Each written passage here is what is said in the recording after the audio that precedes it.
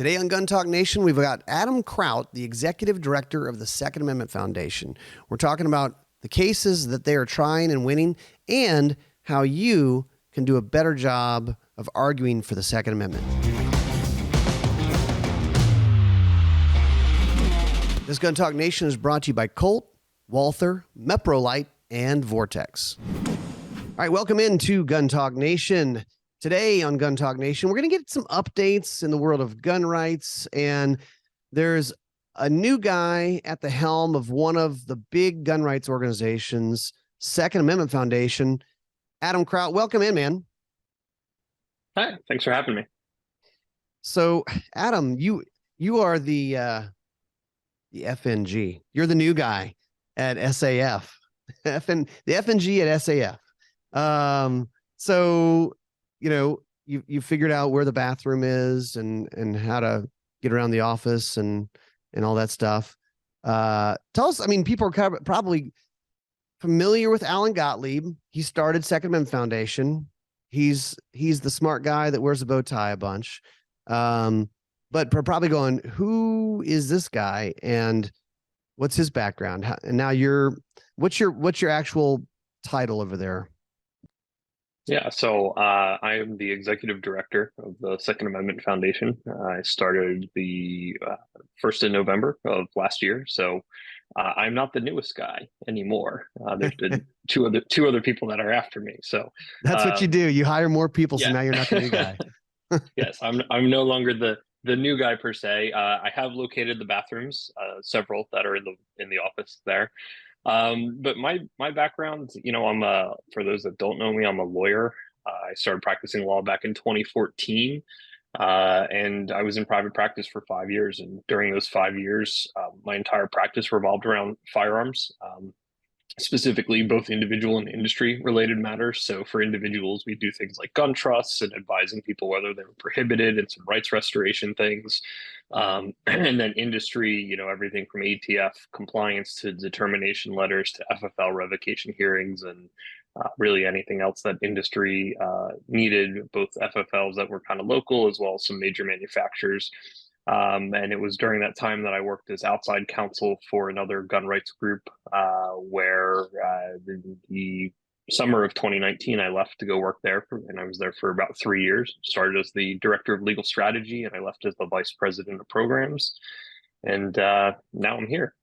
So I mean, you went into law, you finished law school, did all that stuff, and then went into practice specifically about guns. That's a very specialized niche. I mean, I'm assuming that you were a gun guy before you were a lawyer. What's your background there? Yeah, so I learned to shoot guns in actually Boy Scouts. I grew up in a house that didn't have guns, and it was down at Camp Horseshoe that we shot 22s. They were Marlins. I forget what model they were, but they had the peep sights on them. So they were all iron sights, old stuff. And I can remember the first time shooting one of those, I just had this stupid grin that was plastered to my face. And that grin's really never left. And so I can remember from there buying tickets to shoot shotgun after hours. They would host a thing where you could go and shoot some more or less trap or from a trap station. And I can remember, I must have been like 12 years old. I can remember buying that ticket, and I was so terrified of shooting a shotgun the first time. This thing's going to have a lot of kickback. And I remember standing there and screaming, "Pull," and just immediately pulling the trigger. And there were two things happened. One, it wasn't nearly as bad as I had led myself to believe. And the second thing was the range safety officer said, you know, you have to aim when you're shooting. So from there, then I started breaking clays, and that's, you know, been a fun pastime ever since. So Scouts is really where I learned to get an appreciation for not only shooting guns, but gun safety as well. I turned 18. I bought a shotgun. I brought it home. I was told to get rid of it. I did not do that. I still have that shotgun. I turned 21 and I had bought a handgun as well as got my carry permit. My parents were none too happy about that either. There were some comments made that, you know, I was not going to survive very long doing that. I'm still here a number of years later. And at some point during that time period when I was in my 20s, my dad out of the blue asked me to take him shooting. And I guess Okay. context is kind of useful for everything, right? So, um, I said I grew up in a house without guns. My dad was born in New York, grew up in New Jersey. Again, grew up in a house with no guns. Same with my mom. Hmm. So it wasn't like we came from a family where guns were in any way part of it. And what I've come to learn over the years is that when people don't have any experiences with guns in their personal lives, but all the information that they know, if you will, is fed to them through news or other media, they develop an opinion that's not really grounded in reality. So when my dad asked me to take him shooting, I looked at that as an opportunity. So I took him. We went through some basic gun safety, and I remember that stupid grin that was on my face at 12 years old was now on his face. And it's been interesting to watch the evolution of his opinion from that time going forward, where when all guns are bad to, okay, guns actually, are not bad. They can actually be fun. They serve a purpose. And the evolution, it wasn't overnight, but it went from being very, what anyone could say is anti-gun, to very pro-gun.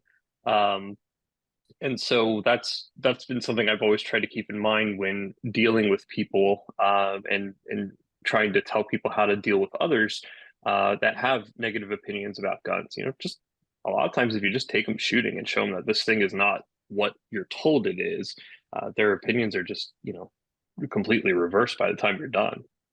Yeah, I think that a lot of times you get somebody out to the range, they get a little bit of trigger time. You do it in a safe way. You kind of ease them into it, not making them shoot 12 gauge double aught buck, right? Shoot them something that's fun. And I think for a lot of people, they certainly find it fun. And they also have that realization that, like, man, I've been lied to. This isn't, this stuff isn't evil. This is just, it's a mechanical object, and it's absolutely fun. Um, that's interesting. So, like, where's that journey now? Is your dad a gun owner, or is he kind of just in on the sidelines on it? No, I mean he's a gun owner. He's been a gun owner for a number of years at this point. It took a little bit of time after that initial interaction, but then it was just kind of down the rabbit hole for him in a different way than it was for me. But same thing where it was okay, not bad, and then started acquiring. It was one gun, then another gun, and then another gun. So he's got a small collection of his own, I'd say.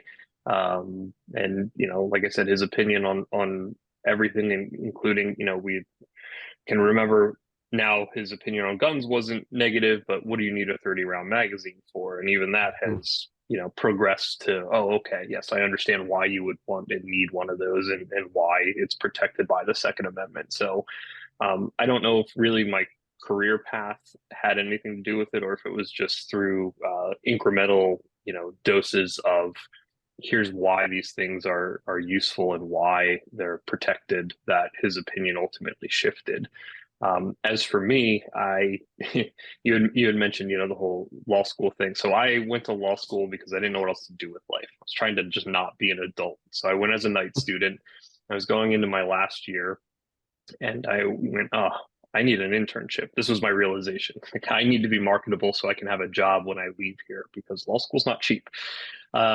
And so I had seen an attorney's name mentioned over and over on a Pennsylvania gun forum I was active on. And so I sent an email asking about internship opportunities. And after a few exchanges, I ended up with an internship there. And that's where I worked for 5 years.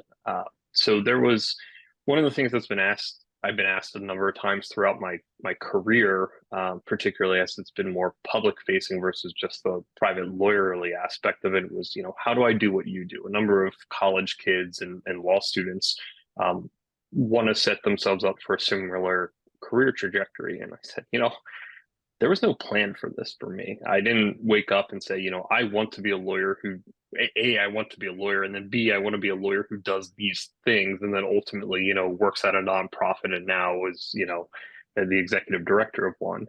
Um, it was a lot of sheer dumb luck, some hard work on my side. I can't say I didn't do anything, but it was a lot of just people opening doors and me deciding to walk through the door and see what's on the other side. So I certainly wouldn't be where I am without other people, I guess, rolling the dice on me in a lot of ways and saying, thinking that they saw something in me that was, worth taking a chance on. So For those of you that may be watching that want to do what I do, the best advice I can give you is, look for people that are willing to invest in you, that are willing to open a door for you, and just walk on through and see what's on the other side. Worst thing is not what you expected it to be, and you just go through a different door.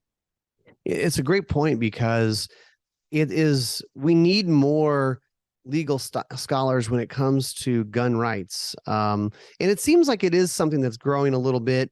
You're seeing a few more people get out there and specialize in that area. But I love it. Encourage more people like, hey, do you want to do wills and trusts, or do you want to do cool gun cases? It may be more fun. Yeah, it certainly is interesting, and again, it's also what's to some degree what's going to give you a living. I just Mm-hmm. happen to be very fortunate with the lawyer I went to was the lawyer in Pennsylvania that people were going to, so I was able to work with a mentor that was the guy. I didn't have to worry about trying to build up a practice and really create a name for myself. I was able to work with him and through that create my own name and reputation.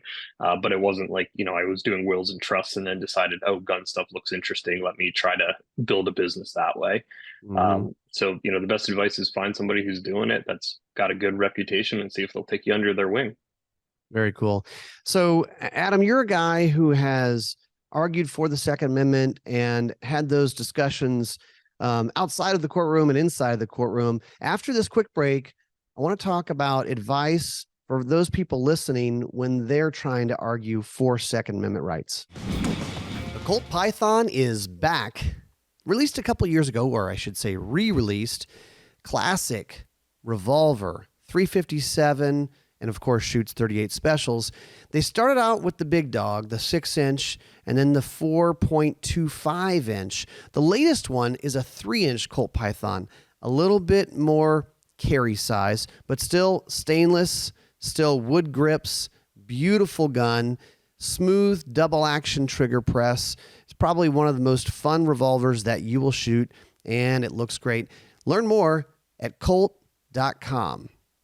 Walther's flagship these days is the PDP. This is the personal defense pistol handgun, 9mm. They got in a few different sizes and flavors, but this is the Guns and Ammo 2021 Handgun of the Year, the Industry Choice Awards 2021 Handgun of the Year. So it's made some waves. It's defined by over a century of engineering passion, precision, workmanship, and innovation.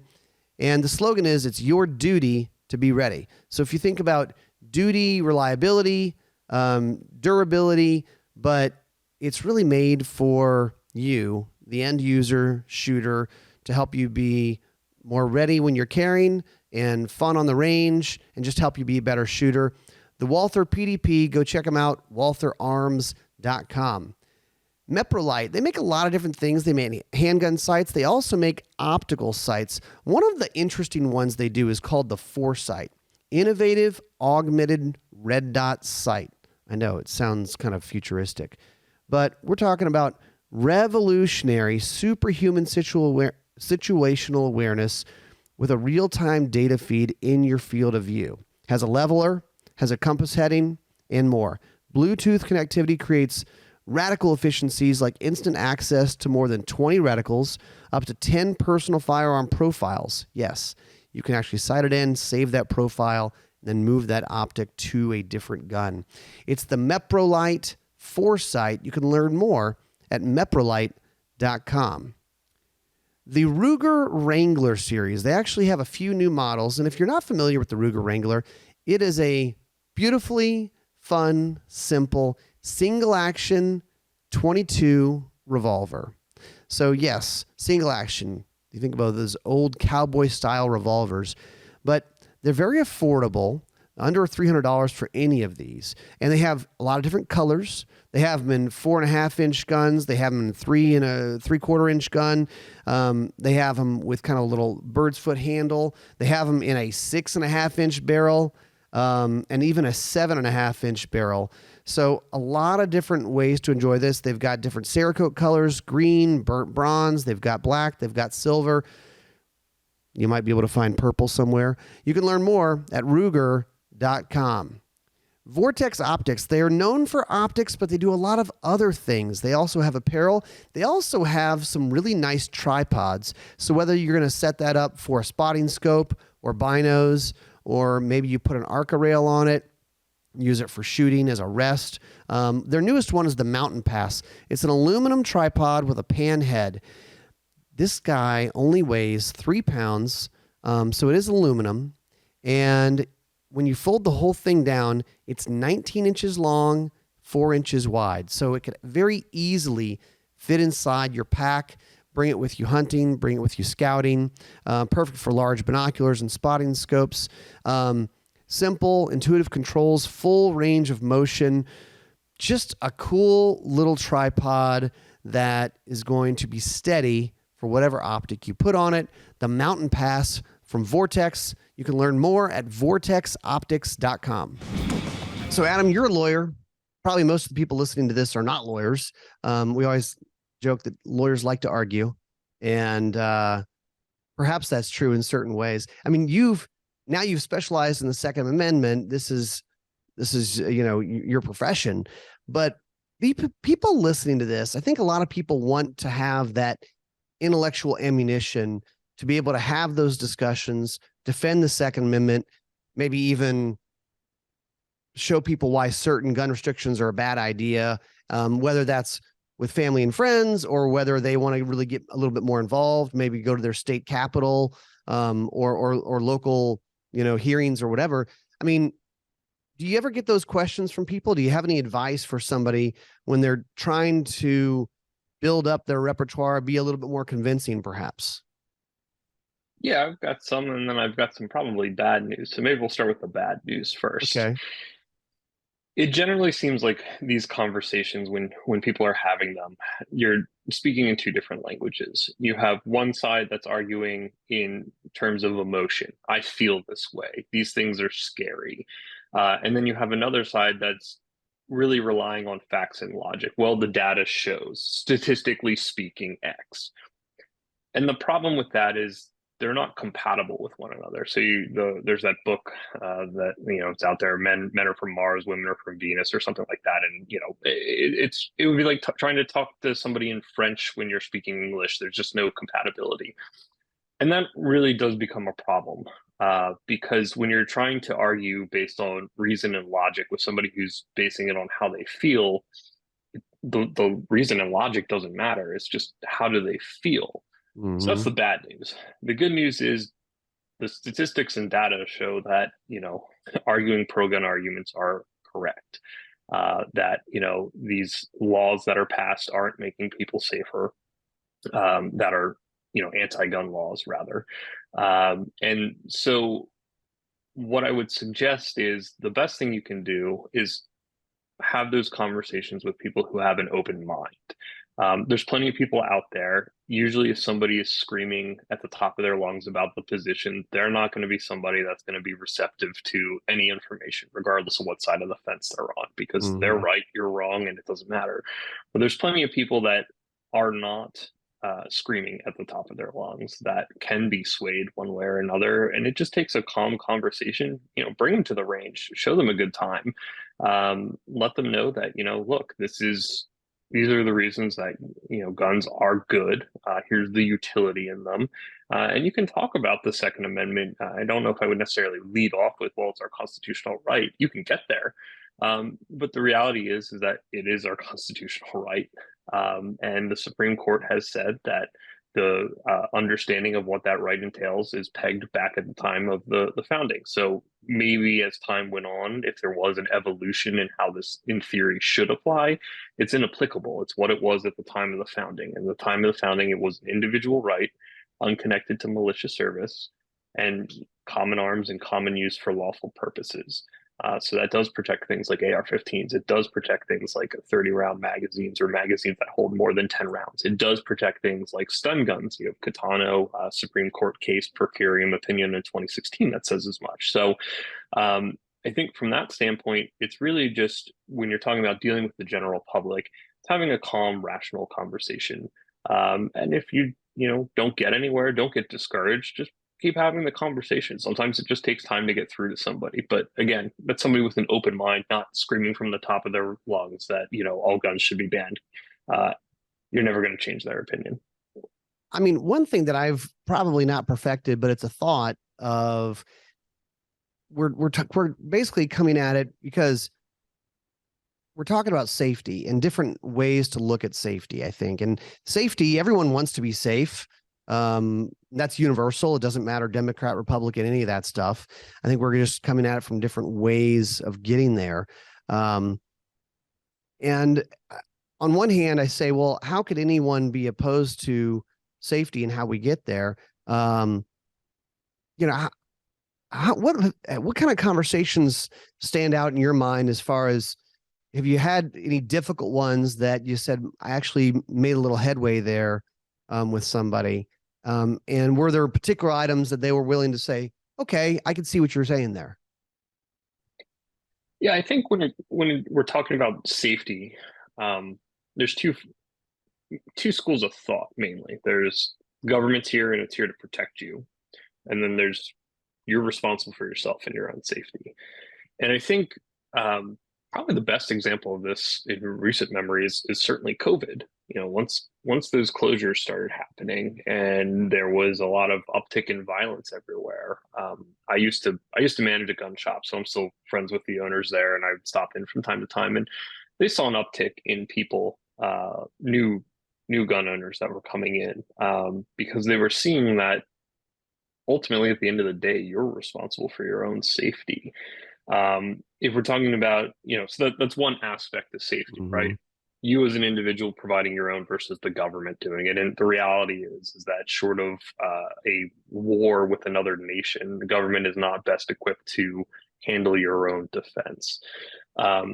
Second part of that being then, if we're talking about just safety with guns more broadly speaking, again, we're talking about a right, and with rights comes responsibility, but that's your responsibility to take on. So it's your responsibility to understand that these are proper ways to handle firearms, knowing the four rules of gun safety, teaching those to others that are using firearms. That all comes down to just being a responsible person. That's not something that should be mandated by the government.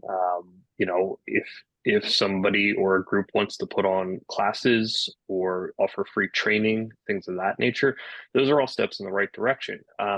I learned to shoot in Boy Scouts, and I think there was an Everytown tweet or one of the Bloomberg groups the other week that was going on about how we should get rid of guns at camp.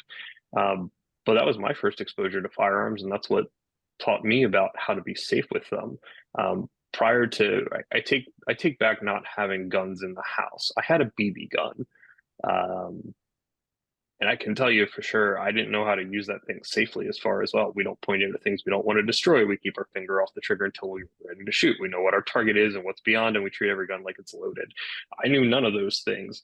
Fortunately, I didn't hurt anyone, but same rules apply, right? So I think from that end, conversations and teaching kids about safety and adults, the programs that used to exist in schools teaching firearm safety, it's one of those things that I think if we step back and looked at it from a very practical aspect, we should say, like, yes, this makes sense. Not because necessarily you agree with, even if you say people shouldn't have guns. Well, what if your kid goes over to a house to somebody who has guns, and let's say that person was irresponsible and they left a firearm laying out?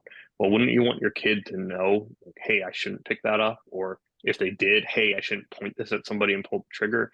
It's stuff like that I think really, when you reduce it down to, if you want to talk about safety, there should be common sense. And I hate that term, but that's something that I think should be agreeable, but very clearly is a controversial thing. Yeah, I think I'm a big fan of training up, and I totally am on the same page with you. You think about like somebody going, well, we don't have a swimming pool at our house, and there's no need to know how to swim. It's like, come on, guys. You don't think that someone's going to encounter a swimming pool or a lake or a river at some point? It might be a good idea, even if you're not trying to become an Olympic swimmer, to know how to swim. And, spend literally, it could be one day. It could be one day in a handgun class or some sort of gun safety class um, for your entire life one day, and you could be comfortable. You can at least know how to handle a gun, how to load a gun, how to unload a gun, the proper technique, instead of like, it's just this boogeyman. I know nothing about it. I know if it's sitting there, I'm scared of it. It's just amazing because also, just from a personal perspective, wouldn't it be nice to not be nervous about an inanimate object? Like, you don't have to be nervous about this. And it's like, yes, a sword, if I swing a sword around, it could hurt somebody, but it's just laying there. I Yeah, mean, I don't know. But this is all good stuff. We probably ought to talk about Second Amendment Foundation a little bit too. sure. Because I'd like to get the updates. I mean, you guys have, you've been out there. We're almost to 50 years of the Second Amendment Foundation being around. I always think of you guys as the ones who are bringing the lawsuits and winning the lawsuits to win back gun rights, defend gun rights. What are some of the updates from you guys right now? Yeah, so when I looked, I think it was on Friday, we have 46 active cases. Most of those are federal. There's a handful of state ones. It's less than five. It might be closer to two. But we have challenges all across the country dealing with issues like sensitive places. So post Bruin, you had New York and New Jersey passing laws that basically said, "Well, we'll just make everything a sensitive place," and now the Supreme Court's opinion doesn't matter. Mm-hmm. And in those cases, we got temporary restraining orders issued. The ones in New York went up to the Second Circuit and were stayed, but we did win at the trial court on a preliminary basis. We have a number of challenges dealing with magazine capacity restrictions. So Washington, where Second Amendment Foundation is based out of, there's a challenge there. There's one in Delaware. There's one in California. Um, I believe there's one in New York as well. Same with assault weapons bans. We have a number of those across the country: California, Illinois, Delaware, New York. And there's probably a couple that I'm forgetting off the top of my head. We do have cases dealing with young adults, so those 18 to 20-year-olds, a group that is now being marginalized by people saying, well, they're not responsible enough, despite being adults. So we have cases that deal with the prevention of them from being able to acquire certain arms and also from bearing arms in public. We have a couple of outlying cases still, or not outlying, but holdover cases from COVID, dealing with shutdowns, which we had a number on. We have an electronic arms case up in New York City. But the biggest one's probably on people's mind, at least as of later, ATF and ATF's overreach. So we had filed a motion to intervene in a case in Texas that dealt with the frame of receivers. That motion was granted. We brought in arguments that the parties weren't making, some different positional things. So we have that case going on. And we also, the arm brace thing is the new hot one that everybody wants to Yep. talk about. SAF actually has the first lawsuit on that. We filed a lawsuit back in 2021. In January, once ATF had released that criteria, the point system that they originally had put out there on that sheet, we had filed a lawsuit challenging their ability to do that, some Administrative Procedures Act related things. That case, since it was filed, had been stayed because ATF said, well, we're just going to go into rulemaking. We will be amending that complaint this week to deal with the final rule, but we had the first case on record challenging anything ATF had to do with arm braces almost 2 years before anyone else did. So we're going to be updating that case to deal with the final rule here. We already have a briefing schedule set out with the government for the preliminary injunction stuff. So the way it's all shaped up, we should be able to have a decision from the district court, and if need be up on appeal before the rule goes into effect. So our Okay. attorney did a good job of marshaling all that to make sure that we're going to be able to try to get relief before it's too late. That's really important because you have millions and millions of people who have guns with braces on them, and there's no grandfathering or anything like that with this, right? So um, I guess a lot of people are going, what do I do right now? And it sounds like you guys are hoping to get a decision on this before that. Is it 90 or 120 days that they actually need to do something with their brace? Yeah, 120 days is what ATF said from the date of publication in the Federal Register, which I don't have in front of me. So I don't know when that that clock stops. In the final rule, ATF gave people a couple different options during that window. So one, they could take an upper that's has a barrel length greater than 16 inches and put it on, and it removes it from the purview of this anyway. They could register the firearm through the e-form system, and I suspect probably through a paper form as well, although I'm not 100% on that. But it would be a tax-free registration, a quote unquote amnesty, if you will. They could destroy the brace in a manner that it's not able to be mounted on that firearm anymore. They could destroy the firearm. They could turn the firearm into ATF. And I think there was one other option that may have been available, but essentially it was either alter it or register it. And that's going to be what your options are there. Again, that's within that 120-day time frame. As far as what to do, I would, if it were me, I would probably let that clock run a little bit before I decided to do anything. Because if there's a decision that's adverse to what ATF did, it ultimately might overturn that rule. And if that rule is not valid, then the product on your firearm is legal to have. But we're going to have to see what the courts do with that. All right. Well, we'll keep you guys updated on that. I know everyone is going to be watching that one closely because it affects so many law-abiding citizens. Obviously, having 46 lawsuits in the works at some stage is not inexpensive. How can people help you guys, and what kind of help do you need? Yeah, so there's two main ways people can help. One is financial. Obviously, as you said, this all costs money. Litigation is not cheap. So you can go to saf.org, saf.org. There's a donate button. You can donate. You can make it a one-time donation. You can make it a recurring donation, whatever suits your fancy. That certainly helps us. The second thing is tell your friends, tell your family, let the world know that we exist and our work. And if you like what we're doing, spread the word. It's the only way we're going to continue to make an impact. And the more people that know, and the more people that like what we're doing and that are interested in helping contribute, the more we're able to do. Yeah, it's a good point. Don't, if you're the gun guy, the super duper gun guy, and probably if you're listening to this, you are that guy in your group of friends or family. And people are asking about braces. They're asking about magazine capacity because you're the guy who they come to, right? You also have to be that guy that says, look, pony up, help SAF fight these stupid laws or unconstitutional laws.